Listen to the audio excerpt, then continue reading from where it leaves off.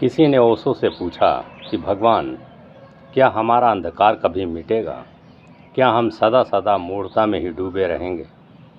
स्वामी अक्षयानंद महाराज ने यह भी कहा है कि ओशो जो शिक्षा दे रहे हैं उसे वे भारतीय संस्कृति कहकर लोगों को भ्रमित कर रहे हैं।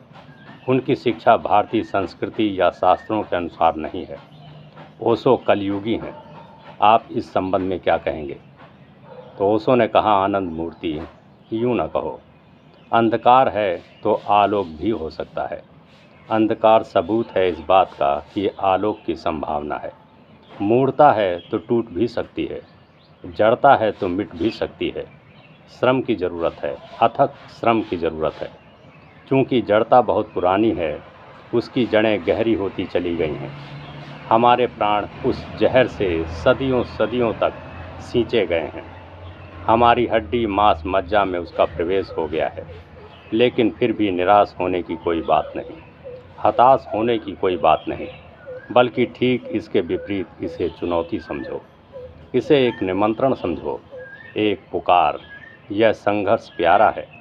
इस संघर्ष में मिट भी जाना पड़े तो भी अहो भाग्य है। ध्यान रहे, असत्य के मार्ग पर सफलता भी मिल जाए तो व्यर्थ है, और सत्य के मार्ग पर असफलता भी मिले तो सार्थक है। सवाल मंजिल का नहीं है, सवाल कहीं पहुंचने का नहीं है, कुछ पाने का नहीं है, दिशा का है, आयाम का है।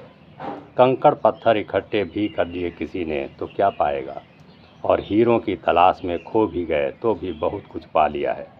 उस खोने में भी अनंत की यात्रा पर जो निकलते हैं वे डूबने को भी उबारना समझते हैं।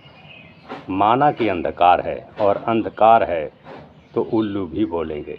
रात जितनी अंधेरी होगी उतनी ही उल्लुओं की बन आएगी, और उल्लू डरेंगे भी सुबह होने से।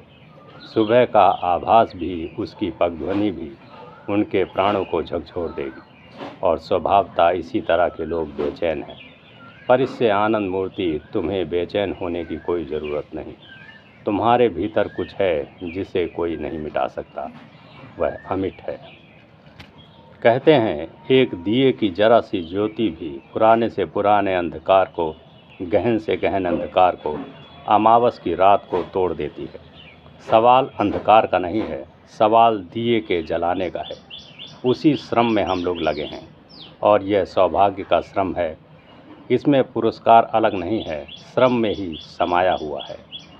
इसीलिए कभी भी इससे भागो मत, इससे निराश मत हो, और आगे की तरफ बढ़ते रहो। श्रम